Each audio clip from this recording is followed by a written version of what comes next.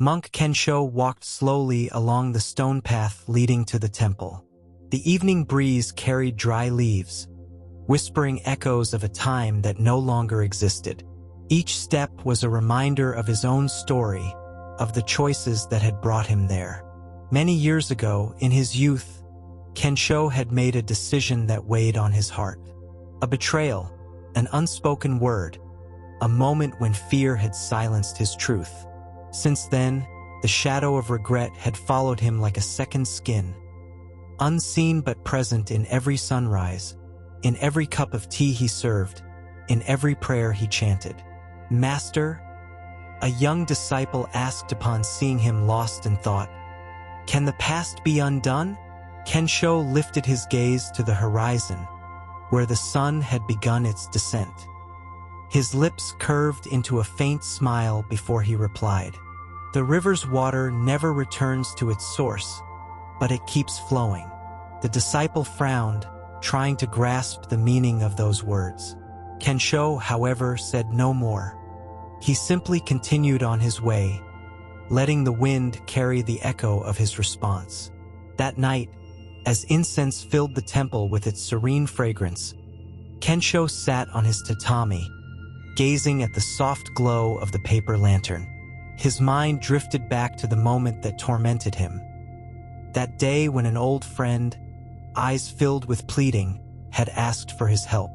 And he, blinded by his own fears, had turned away. Since then, the question haunted him. Could he have done something differently? The sliding door opened gently. It was the young disciple, still unsettled by his master's response. He sat beside him in silence, waiting, as if he knew that the night would bring a lesson. Kensho sighed. "When we cling to regret," he said calmly, "we turn it into a chain.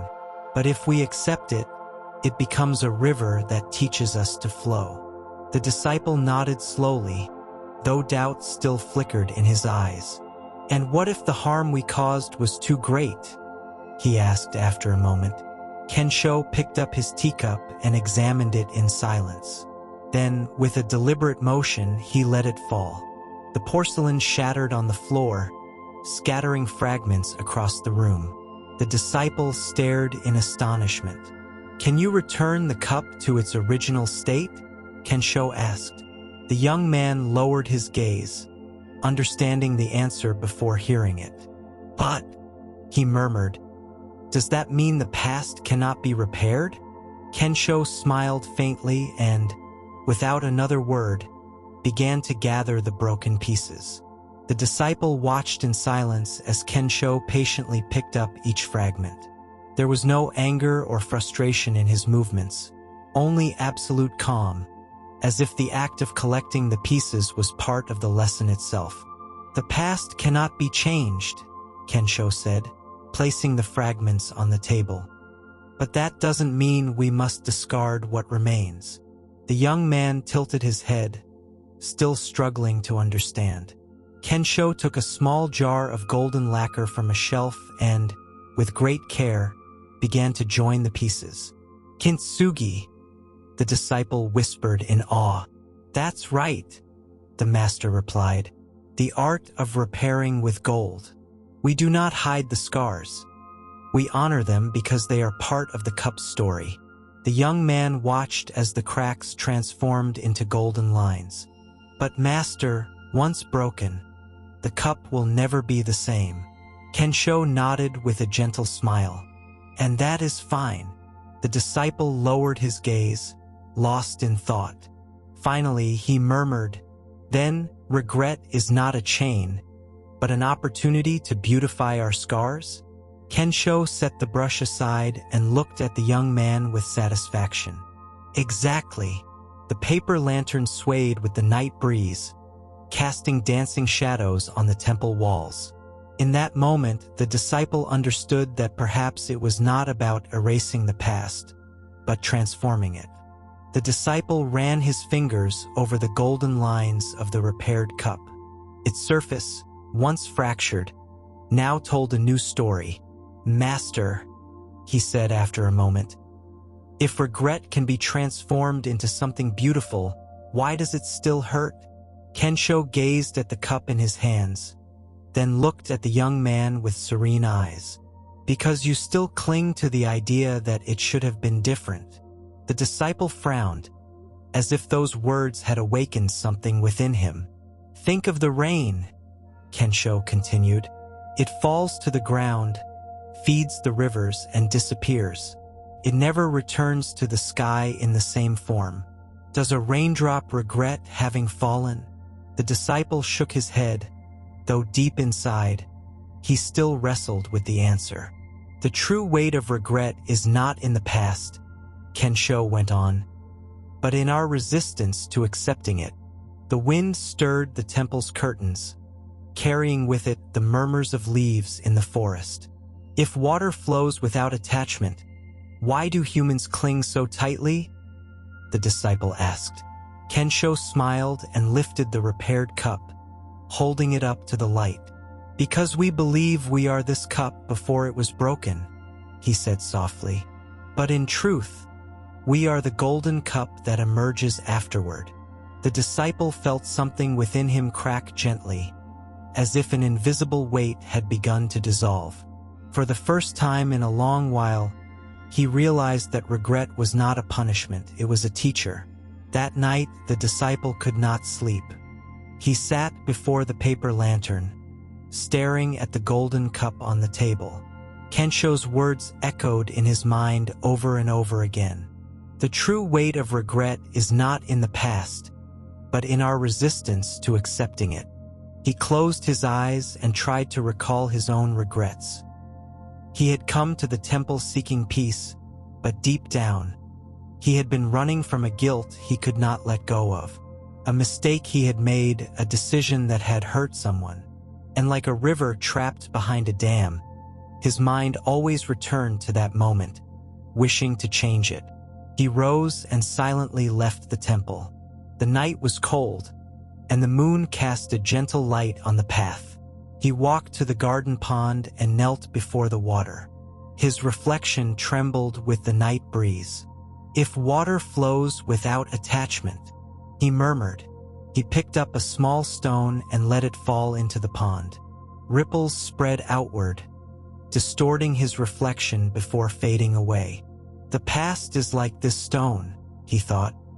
It fell, it caused an impact, but the water does not try to stop it. He took a deep breath and felt something shift within his chest. It was not instant relief, nor a magical solution, but it was a first step. From the temple's corridor, Kensho watched in silence, a faint smile on his lips. The disciple did not know it yet, but that night, he had begun to let go. At dawn, the disciple returned to the temple with a lighter heart, though he still felt the shadows of his past clinging to him like damp leaves sticking to the skin. Kensho was waiting in the courtyard, calmly sweeping the fallen leaves. Without lifting his gaze, he spoke softly. "You have been awake all night." The young man nodded. "Master, if water does not cling, why do we?" Kensho set the broom aside and looked at the disciple with a serene expression. "Because we believe our story is more solid than the wind. But tell me, if you release a handful of sand into the river, does the current stop to mourn its loss?" The disciple shook his head. "That is how time is," Kensho continued. "That is how life is. Everything flows, even our regret, but only if we let it go." The young man lowered his gaze. "And what if I don't know how to let go?" Kensho picked up a handful of dry leaves from the ground and held them in his open palm. "When the wind comes, they will leave on their own," he said. The disciple watched in silence. A gentle breeze passed between them, lifting the leaves into the air before they disappeared into the distance. He understood then that it was not about forcing detachment but allowing it. Days passed, and the disciple began to notice something subtle yet profound. His regret no longer weighed on him in the same way. It was still there, like an echo in the distance, but it no longer chained him. One afternoon, while helping clean the temple, he found an old letter among the scrolls stored on a dusty shelf. The handwriting was delicate but firm.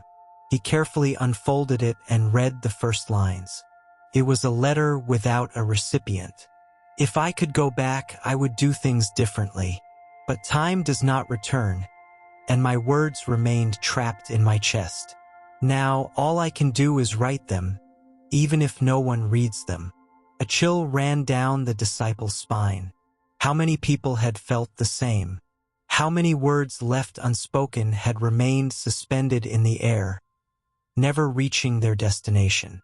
He knelt on the floor, took a brush and a blank piece of paper, and then he wrote. It didn't matter if the person to whom the letter was addressed would never read it. It didn't matter if he never received a response.